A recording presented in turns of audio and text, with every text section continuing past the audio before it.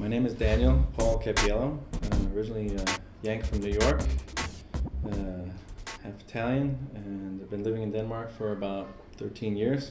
For the last 2 years, I've had a small Bitcoin company here in Denmark, and I've chosen to focus exclusively, at least in the beginning, on Bitcoin so-called ATMs or BTMs, basically machines that most average people can relate to, a physical kiosk of sorts where you can buy and sell Bitcoins easily with cash.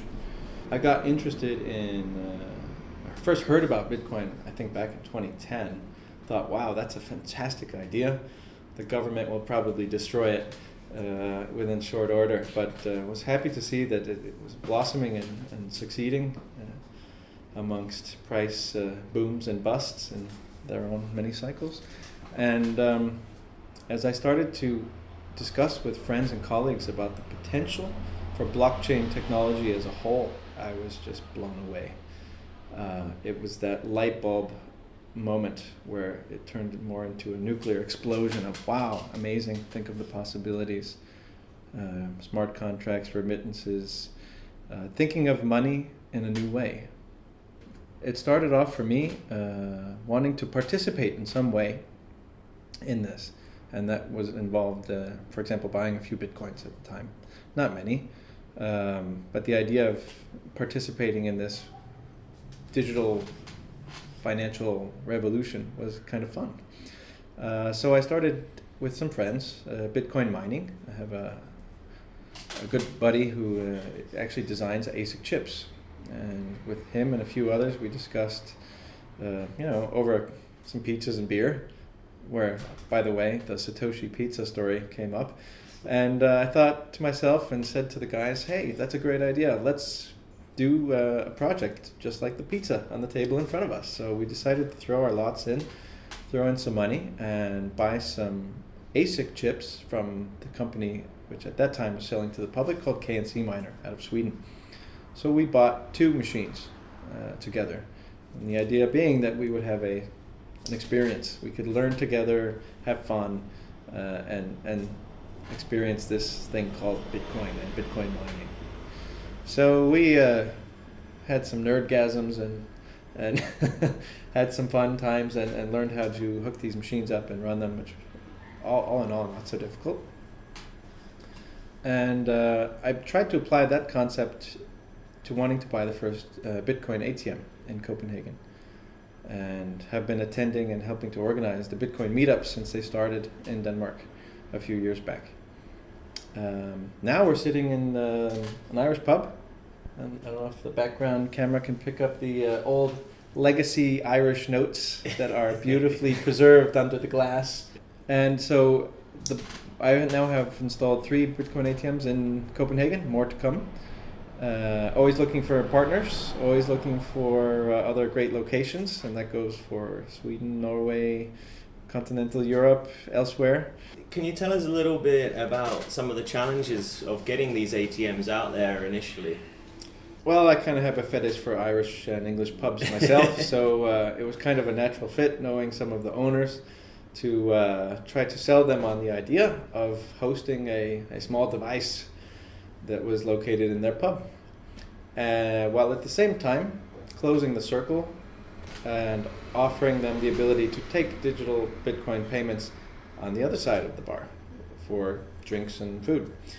And so we did that. In Denmark, you have a very large Bitcoin payment processor called Coinify, which I'm on good terms with, and they're doing some very good work.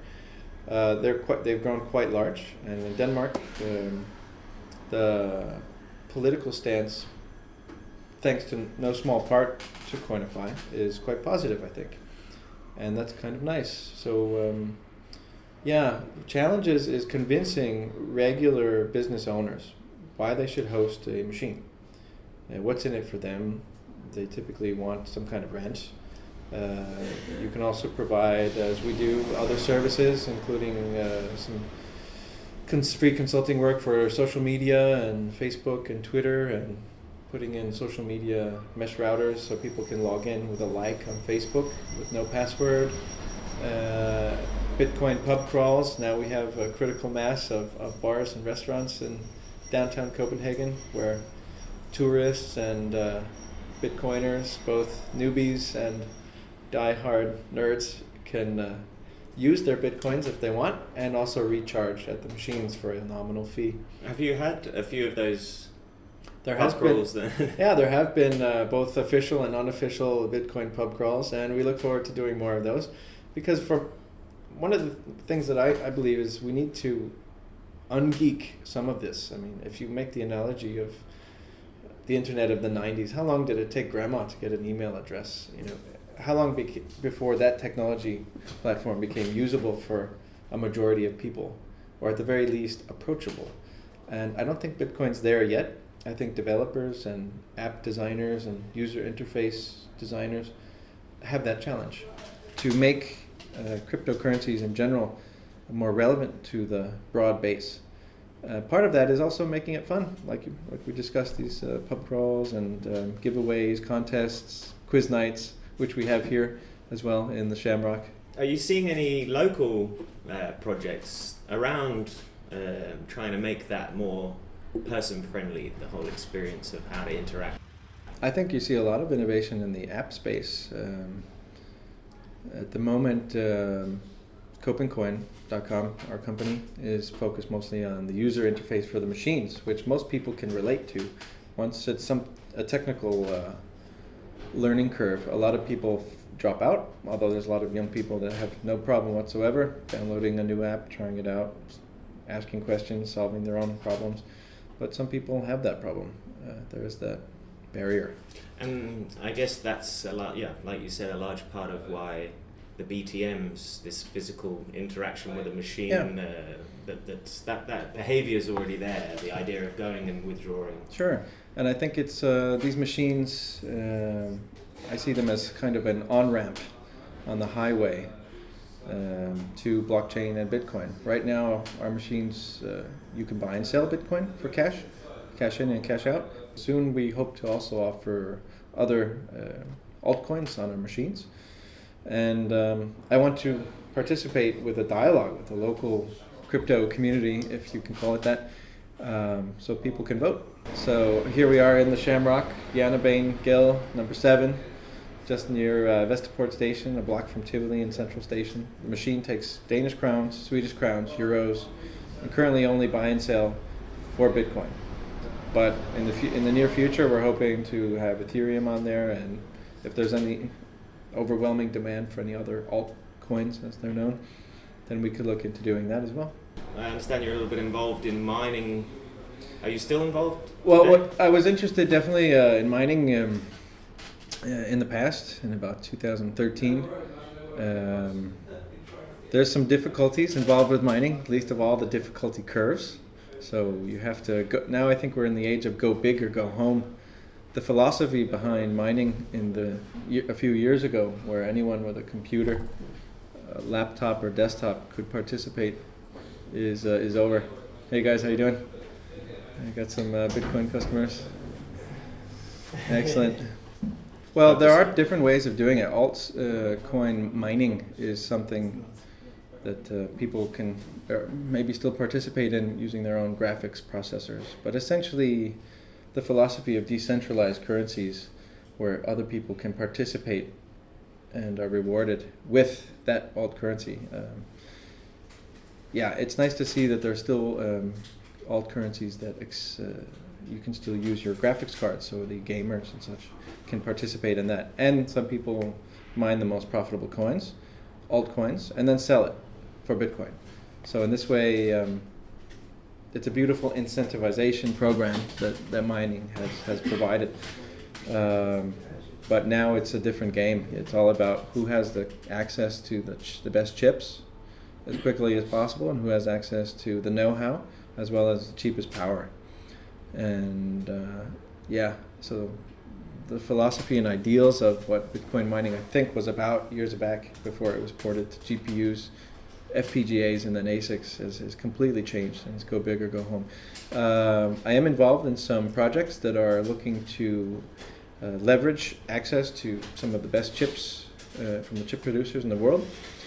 and I'm in the process of forming a company that will look to do that with good access to cheap power. And actually, I've had some nice chats with some friends and new friends from Africa that choose to buy Bitcoin as an alternative to going to Western Union and MoneyGram and other money remittance. And I think it's a social justice question. I mean, I'm a big fan of Andreas Antonopoulos. I think he's one of the great communicators in this Bitcoin space, and I believe we need people that can communicate the opportunities and the realities of blockchain technologies, including Bitcoin, of course, to make it relevant for the average, man on the street, Joe Bag of Donuts, as it were. And my goodness, there is a lot of, as we see these gentlemen just leaving now, there's people that send money back home, wherever that be, Asia, Europe, South America, and it's the poorest countries and the poorest people in the world that end up paying the highest fees. And that's a social justice question. My personal background is actually in health, public health, and medical research. And so I have a personal core belief that aligns a lot with public health, which is doing the most good for the most people at the least cost. So part of my DNA, part of what drives me and my beliefs, is that finance touches everything. Its long tentacles reach into our lives on a daily basis, into simply everything. Everything is commodified in this world. And so if you want to just grab a cliche about money, money is fill in the blank, the root of all evil. Okay, well, let's reprogram the damn thing. If you don't like it, try something else. Opt out. Opt into something else. Bitcoin seems to be a great example and a great experiment that is succeeding in some ways and maybe failing in others. And there will be other altcoins, as we see, coming up and offering other features that could be implemented into other blockchains. So this is, as it was in pre-dinosaurs, this is the Cambrian explosion of blockchain technology, where both private blockchains and public blockchains, inflationary currencies, deflationary currencies, demurrage, there's so many different factors that could be incorporated into a blockchain.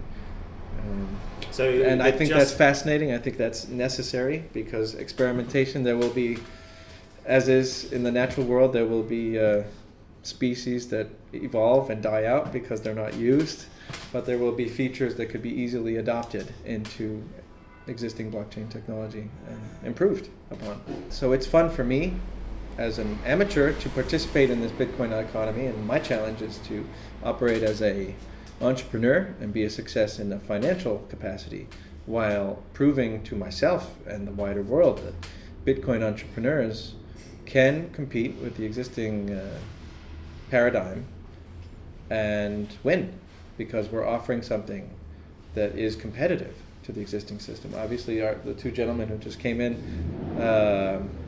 to send money to their family in Africa, where, by the way, I have an interest as well in South Africa, together with a gentleman named Rolf Dippy, who is a UX designer for the iPhone app for Coin ATM Radar. A little plug there. So we're very interested, again, also you mentioned Linus Dunkers, who's a force to be reckoned with in Sweden, also has some interest in East Africa. And we're looking to leverage blockchain technology so that we can actually do people some good, while at the same time being entrepreneurs and capitalists and quote unquote making money, while at the same time redefining what money is. Personally, I believe if I don't want to be involved in any project that I am forced to relinquish my optimism and point of view on the world. I think that the world fundamentally needs alternative currencies that can compete with the existing mega currencies of the US dollar, the petrodollar, the euro, and so on. And I think cryptocurrencies as a whole are a very necessary experiment whose time has come. And there's nothing more powerful than an idea whose time has come. And personally, I believe that if we cannot show that these currencies can be useful and competitive with existing fiat currencies like we have behind the glass, then we're just no better than any other speculator or pump and dump scheming organization. I fundamentally believe that these technologies offer competitiveness and the opportunity for fundamental change in the economic space, which, as mentioned, touches absolutely everything. So it's fun to see what we can offer in Denmark, where things are working and functioning fairly well. We have Copenhagen now has a good friend and soon to be hopefully employee / co-owner, Santiago from Argentina, who has personal lifelong experience dealing with capital controls, inflation, deflation, and people coming from different backgrounds and countries and cultures have this experience that money needs to be changed because the way they've experienced it personally, there's been so many problems that have affected their lives and families. So, and that brings me to BitNation. Okay. Yeah, Suzanne Tempelhoff. Because you talk about this, currency, but what about governance and this idea of a choice of who you could be governed by in the future? What BitNation is very much discussing. I've also interviewed Suzanne. I have a great admiration for Suzanne and her efforts. And definitely have also donated to the organization. I admire what they're trying to do, and I think it's also, I think it's beautiful. I think the idea that any human being born on this earth could opt in to a system of governance, or at the very least, a system of services that could provide authentication of their documents in a decentralized manner is a beautiful thing. I think we should support those efforts. What are your thoughts around price fluctuations, etc., in relation to the block halving that's coming up middle of this year? Because I haven't personally experienced the block halving before. I got in just under 4 years ago, so I wasn't witness to that first. I think maybe you were. Maybe not on the day it happened, but perhaps maybe maybe some of the outcome afterwards. Could be. Yeah. So what are you thinking around price speculation? Well, a bit of speculation. So are we going to get rich this year, or I guess. Well, I wasn't mining the Genesis block, and I'm not Satoshi, by the way. Nor will I ever claim to be. That's pretty obvious. But I don't consider myself a speculator. I think there's a lot of people that are drawn to the crypto space for the idea of getting rich quick. I think there definitely is this pro-risk gambling attitude that often accompanies a good portion of the personalities and people that are attracted to this space. Of course, it's a nice idea to think that you can get rich in terms of fiat legacy money while investing in something new. It's almost like a penny stock. Absolutely. Compared to and if it's a success, then great. It's kind of ironic, if you look at the .com era as some kind of analogy of what we're going through now in crypto space. You couldn't buy a share of the internet per se. You could buy Yahoo or Google, but with Bitcoin you kind of can, right? You can buy Bitcoin, and in this way you are somehow exposed to it. But I know people that literally live on Bitcoin and with the cards that go with that. Do you? Not expressly, no. When I can, I do make every effort to pay in Bitcoin so that I can communicate. That's part of what I see as my job as a chief communications officer, and trying to show merchants, bars, restaurants, online bricks and mortar shops, the advantages of taking Bitcoin and other blockchain, other altcoins as payment, as a way to lower their fees, for one, as a way to promote their business as tech savvy and hip and otherwise garnish customer base that they otherwise wouldn't attract, and a growing one at that. So it's fun for myself, but also friends and colleagues and other businesses we've signed up to be a part of that. I think people in this age are less and less scared of new technology, because we've seen, every one of us has gone through such leaps in development and all sorts of technologies. It pays to be open-minded and try new things. So we are learning by doing. I think maybe it's good if people aren't speculating as much. I think it's kind of fun to see what happens when the price flatlines for a period of time. It's been rather stable. And I think that's kind of fun, because you're almost forced to highlight the usefulness of Bitcoin during those flat periods, where people have to say, well, what can I use it for? But that stability... Payments, remittances... that stability we've seen around the 450 mark for the last several months. That could easily be a group of individuals. Sure, and making that. There's trading bots out there that are manipulating prices in some way. I have no doubt about it. So it could be an exercise in PR by a collective group in the community. Sure, that's very possible. But it is still a currency that's as good as its programming and its user base and the knowledge of that user base. So it's important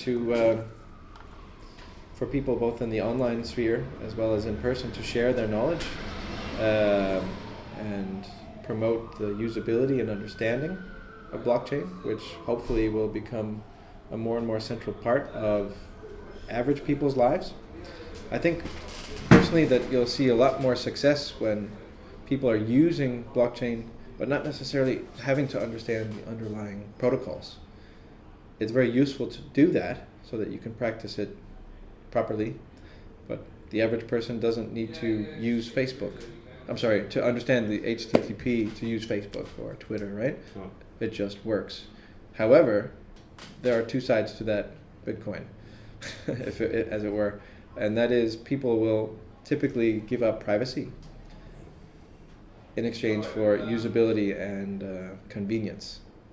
So I think what we're going to have is both Big Brother coin as well as freedom coin, if you will. Absolutely. Where there's privacy-centric and privacy advocates which believe that Bitcoin should be just as fungible and anonymous as cash, because a currency where every transaction is tracked and traced and data mined and databased forever, and then correlated with all the other metadata in your life, from your phone to your GPS location, your likes, your wants, your Facebook profile.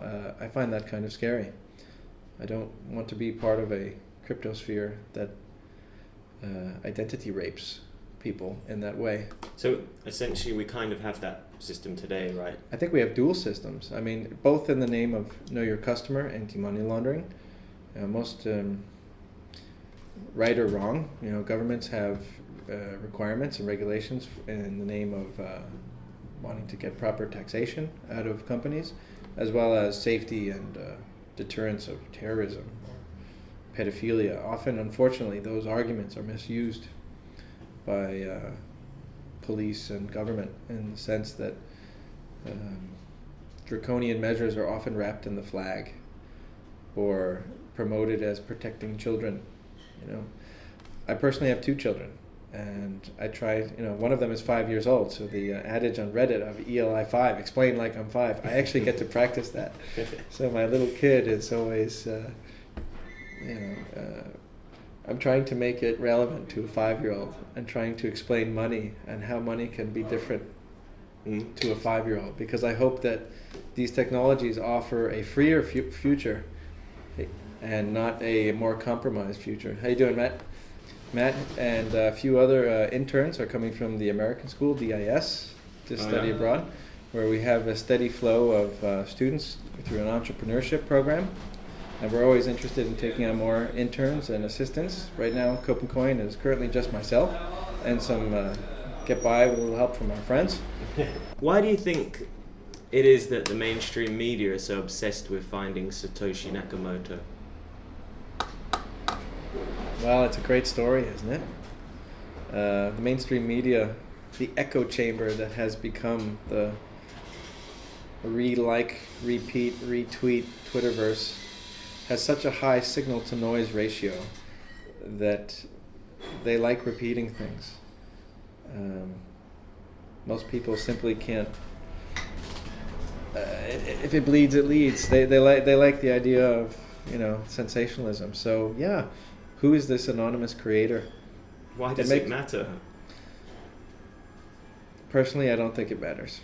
I think as long as the source code is open source and readable and identifiable, then I personally don't think it matters. In fact, it's probably better that this person remain anonymous for their own safety.